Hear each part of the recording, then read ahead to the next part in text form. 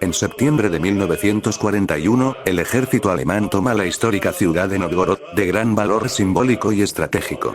A principios de octubre, la División Azul se asienta en el extrarradio de la ciudad y se despliega en dirección norte, en el flanco occidental del importante río Volkhov, que con una anchura media de 250 metros, comunica de sur a norte los lagos Ilmen y Ladoga.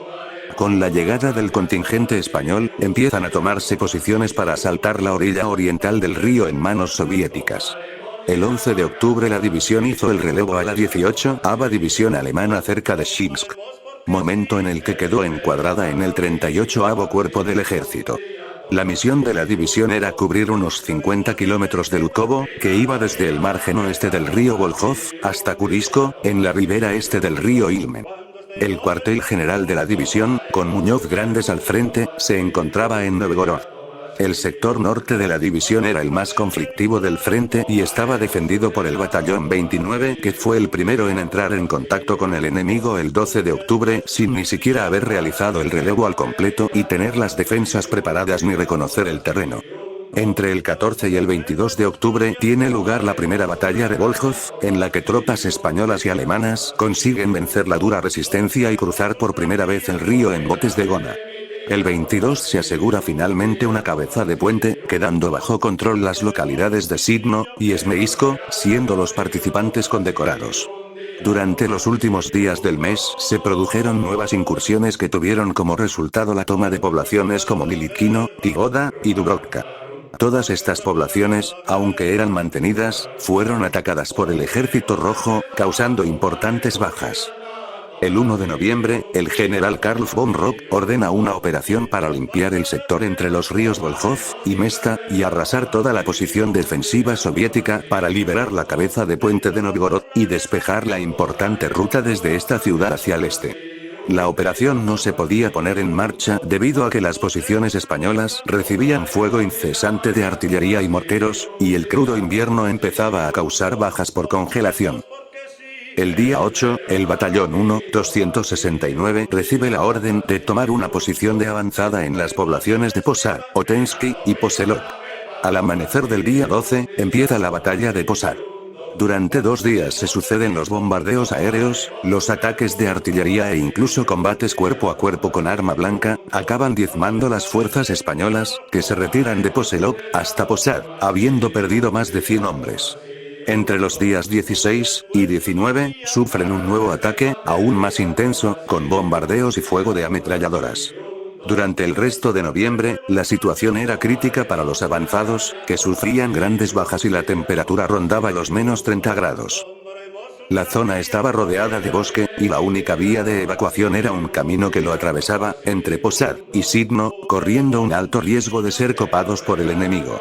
El 4 de diciembre comienza un nuevo ataque ruso sobre todas las posiciones de la Wehrmacht, al este del Volkhov y del Ilmen. Tras varios días de duro asedio, el día 7 la situación era límite, y los generales ordenan la retirada de Posad hasta Otensky, y después cruzar el bosque hasta Sidno, donde volverían a cruzar el río para replegarse al punto inicial donde habían comenzado en octubre. Desde el 9 de diciembre, todas las tropas se concentraron al oeste del río para afrontar en una posición defensiva más segura el extremo invierno que se vivía aquel año.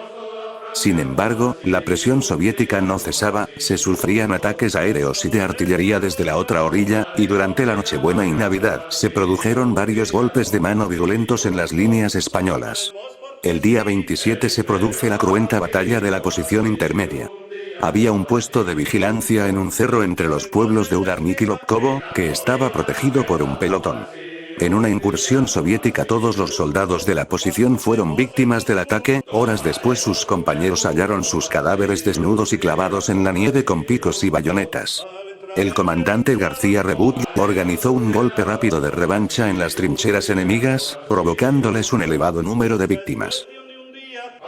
El 7 de enero de 1942 empieza la ofensiva de Liuban, una gran operación cuyo objetivo era atravesar las líneas del Volkhov y romper el cerco sobre Leningrado. En una de las ofensivas 543 soldados alemanes fueron capturados en la localidad de Psbat, al sur del lago Ilmen. El otoño anterior, la división española se vio obligada por orden del mando a crear una compañía de esquiadores, y a estos se les ordenó la misión de acudir en rescate de los alemanes. El día 10 comenzó la marcha a través del lago congelado, tardando 11 días en alcanzar la posición alemana en la orilla sur y liberarlos.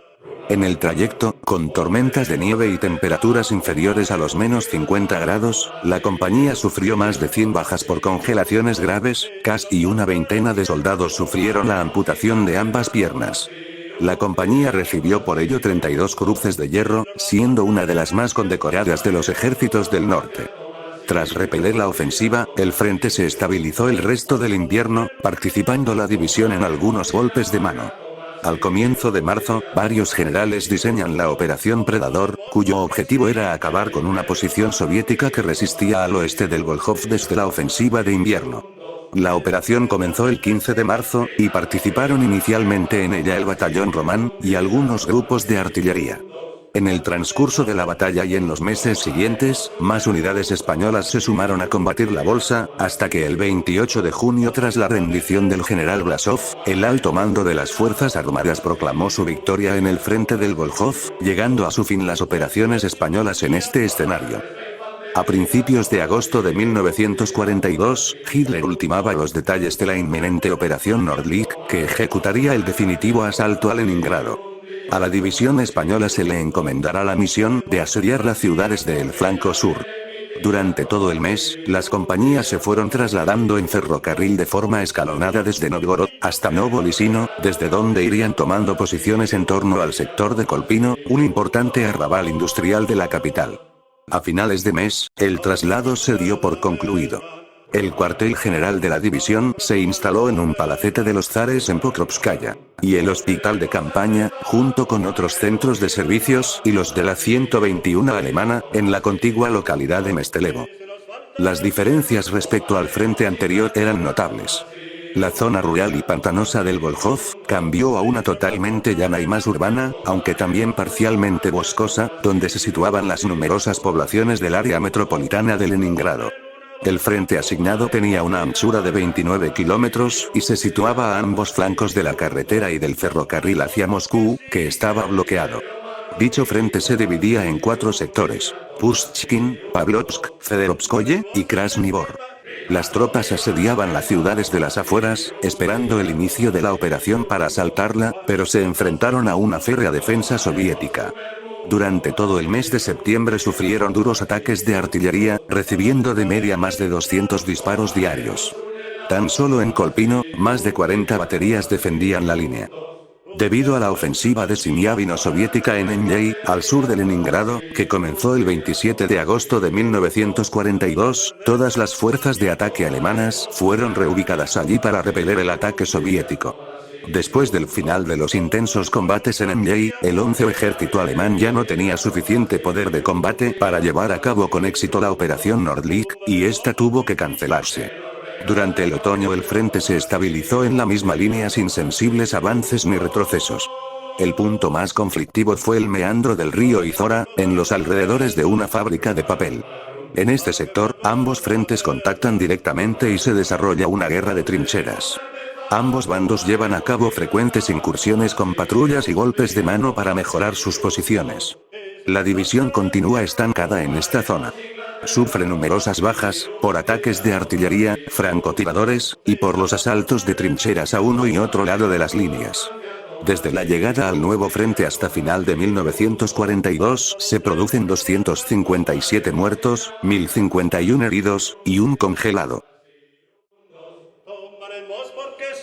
El imperio marroquí, toma así un día, toma así un dos. Entraremos en la estepa, gritando viva la pepa, toma así un